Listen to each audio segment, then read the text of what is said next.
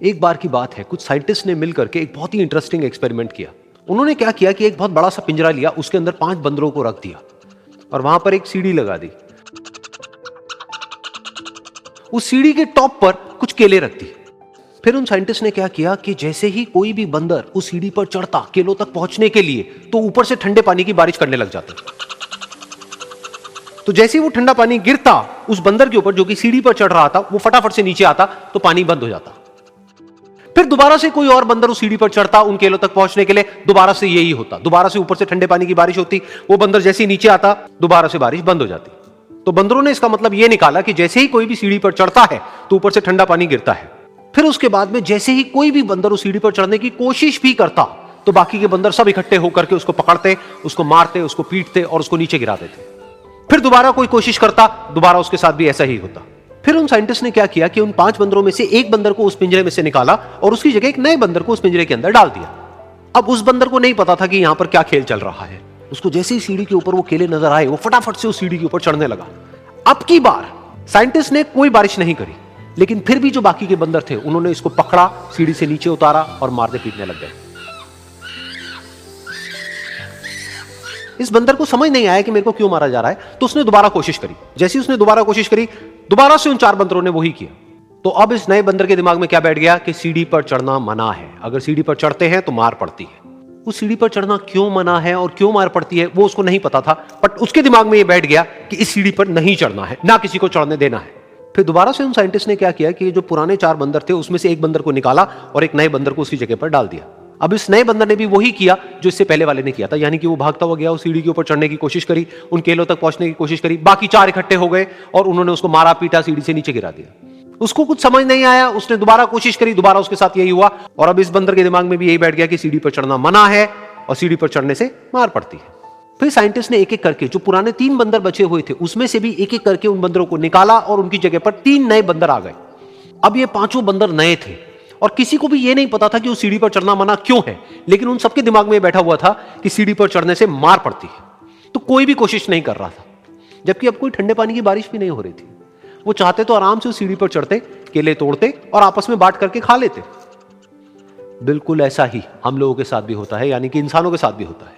हजारों साल पहले कोई प्रथा बनी होती है, कोई रीति रिवाज होता है जिसके पीछे कोई ना कोई वजह होती है, लेकिन वो वजह खत्म होने के बाद भी वो प्रथा चलती रहती है, वो रीति रिवाज चलते ही रहते हैं। किसी में इतनी हिम्मत नहीं होती है ये पूछने की कि हम क्या कर रहे हैं, क्यों कर रहे हैं। बस सबको ये पता होता है कि ऐसा ही होता है। तो वो एक्सपेरिमेंट जिसके बारे में अभी मैंने आप लोगों को बताया, यानी कि वो बंदरों का एक्सपेरिमेंट, उसमें तो बेचारे बंदर हैं, जानवर हैं, उनको नहीं पता है कि क्वेश्चन कैसे पूछते हैं। लेकिन अगर हम इंसान होने के बावजूद भी क्वेश्चन ना करें तो हमारे में और जानवरों में क्या फर्क है, सोचिए।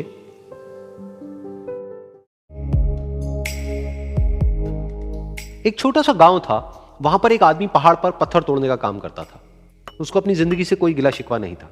पूरा दिन वो काम करता, मेहनत करता, दिन के एंड में जो थोड़ा बहुत पैसा मिलता वो जा करके अपने परिवार के साथ में थोड़ा सा टाइम स्पेंड करता और चैन से सो जाता। तो एक दिन रोज की तरह वो अपना काम खत्म करके अपने घर की तरफ जा रहा था, तो रास्ते में चलते चलते उसके मन में एक ख्याल आया कि ये भी कोई जिंदगी है कि सुबह से शाम तक मैं पत्थर तोड़ने का काम करता हूं और एंड में मेरे को थोड़े से पैसे मिलते हैं, जिसमें मुश्किल से मेरा और मेरे परिवार का गुजारा हो पाता है।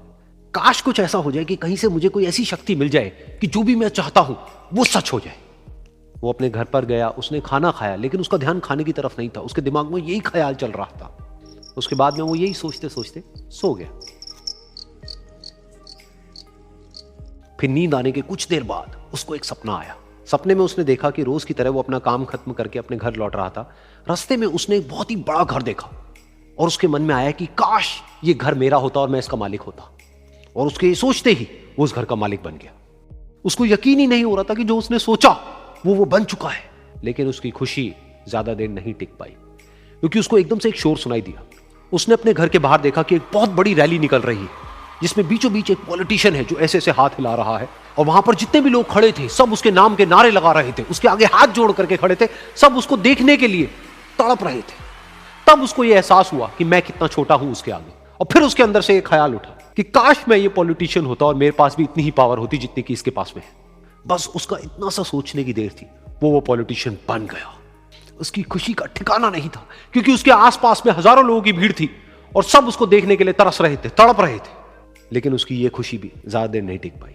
धूप बहुत ही तेज थी और उस पॉलिटिशियन को आदत नहीं थी इतनी गर्मी में रहने की, तो उस धूप की वजह से उसको चक्कर आ गए और वो बेहोश होकर के गिर गया।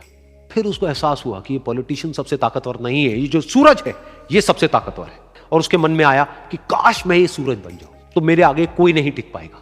और उसका इतना सा सोचने की देर थी और वो सूरज बन गया और वो खुशी से पागल हो गया, क्योंकि पूरी दुनिया को वो ही रोशन कर रहा था और पूरी दुनिया में ऐसा कोई नहीं था जो कि उसकी रोशनी को रोक सके। लेकिन उसकी ये खुशी भी ज्यादा देर टिक नहीं पाई, क्योंकि कुछ ही देर बाद आसमान में कुछ काले बादल आए जिन्होंने कि उस सूरज की रोशनी को रोक दिया। फिर उसको यह एहसास हुआ कि इस दुनिया में ऐसा भी कोई है जिसमें दम है उसकी रोशनी को रोकने का। और उसके मन में एक ख्याल उठा कि काश मैं वो बादल बन जाऊं। और वो बादल बन गया और आसमान में उड़ने लगा। उसको ऐसा लगा कि मैं आसमान में उड़ रहा हूं और अब मैं जहां चाहे वहां जा सकता हूं। लेकिन कुछ देर बाद वहां पर एक बहुत तेज हवा का झोंका आया जो कि उन बादलों को उड़ा करके ले गया। और फिर उसे ये समझ आया कि ये जो बादल हैं वो सूरज की रोशनी को तो रोक सकते हैं लेकिन हवा को नहीं रोक सकते, ये हवा उनको बहा करके ले जाती है। फिर उसके मन में आया कि काश मैं ये हवा बन जाऊं, और वो हवा बन गया। हवा बनने के बाद में उसको अपने अंदर एक अलग ही ऊर्जा का अनुभव हुआ।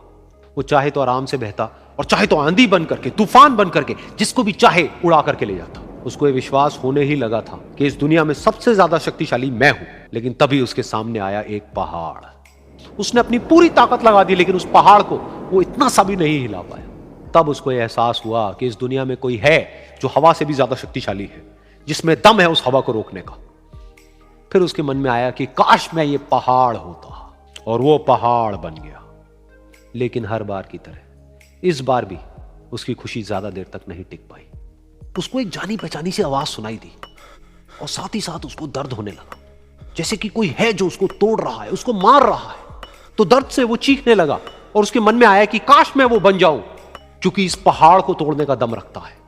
लेकिन इस बार उसकी ये ख्वाहिश पूरी नहीं हुई। वो रोने लगा, चीखने लगा, चिल्लाने लगा, उसने अपनी पूरी जान लगा दी, लेकिन इस बार वो नहीं बन पाया। उसका दर्द बढ़ता ही चला जा रहा था और दर्द की वजह से एकदम से उसकी नींद खुली और सामने शीशा था। उसने शीशे में देखा और उसको समझ आया कि सपने में मैं